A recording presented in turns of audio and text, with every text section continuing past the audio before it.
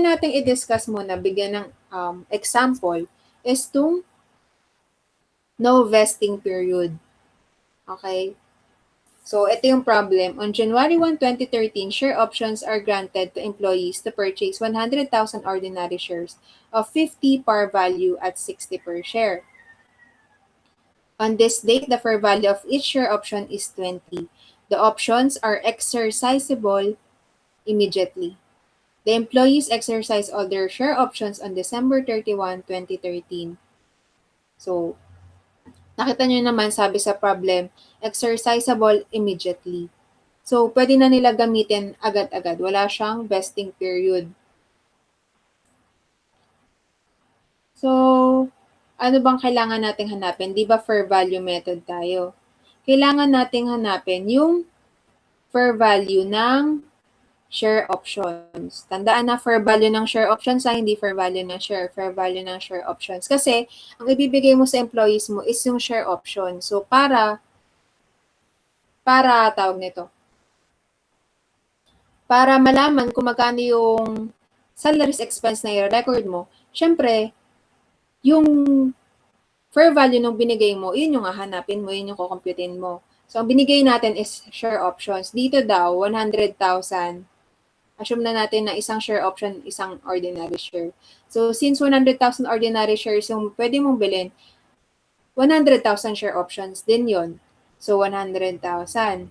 Tapos, magkano ba yung fair value ng each share option? 20 pesos daw. So, multiply mo lang siya. 100,000 times 20, 2 million pesos. Credit share option outstanding, 2 million. So, dalawa yung account. Isang salaries, share options, at isang salaries, share option outstanding. Itong nasa ibabaw, yung debit side expense to. Itong salaries, share options. Para rin siyang salaries expense. Ito namang share options outstanding, ito naman, sa equity to. Reported siya under ng share premium. So, agad-agad, kung napansin nyo dito, yung buong salaries expense is nirecord na natin agad noong January 1, 2013. Ang January 1, 2013, di ba ito yung grant date mo? Yun nakalagay, are granted to employees. Okay? So, nung December 31, 2013, ito December 31, 2013, ano yun? Exercise date na yun, di ba? Kung exercise, kung kailan mo pinapalitan o kailan mo ginamit yung share options. So, iyon daw, in-exercise na ng mga employees yung shares nila. So, paanong entry nun?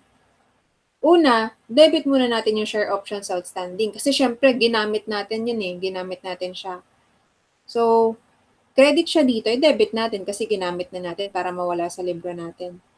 Next, ano susunod na debit? Yung cash. Magkanong cash pa yung kailangan nilang ibayad?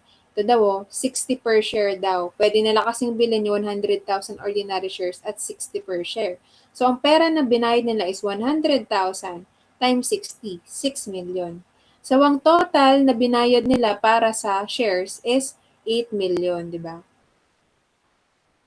Ngayon, ilang shares ba yung nakuha nila? 100,000 shares.